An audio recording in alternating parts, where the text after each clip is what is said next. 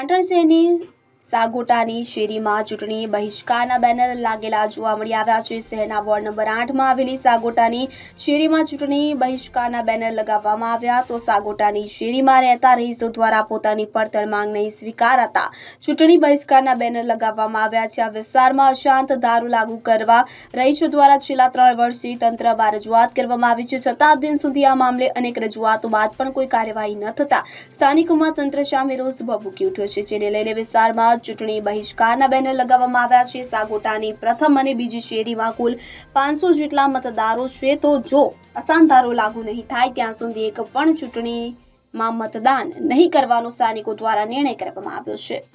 મારું નામ દરજી રસીલાબેન છે। અમે વોર્ડ નંબર 8 સાગોટાની પહેલી શેરીમાં રહીએ છીએ। અમારી અસાનધારાની માંગણી છે। અહીંયા અમે 3 વર્ષથી અસાનધારાની માંગણી કરેલો હોવા છતાં પણ નથી કલેક્ટરમાંથી અમને કોઈ સારો જવાબ મળતો નથી, સીએમ તરફથી નથી, પીએમ તરફથી કોઈ તરફથી અમને સારો જવાબ મળેલો નથી અને આગળ શું પ્રોસેસ થાય અમને જણાવતા નથી, જેથી અમે આ કંટાળીને અમારા અસાનધારાની માંગણીને લઈને ચૂંટણીનો જ બહિષ્કાર કરીએ છીએ। હવે અમે જ્યાં સુધી અમને અસાનધારો નહીં મળે ત્યાં સુધી અમે ચૂંટણીમાં કોઈ પણ અમારા પહેલી શેરી અને બીજી શેરીના મતદારો વોટ કરવા જશે જ નહીં। દીપક સથવારા સાથે CN24 ન્યૂઝ પાટણ। હવે જુઓ દેશ દુનિયાની તમામ ખબરો તમારી આંગળીના ટેરવે। ઉઠાવો મોબાઈલ અને Google Play Store પરથી ડાઉનલોડ કરો અમારી CN24 ન્યૂઝ મોબાઈલ એપ।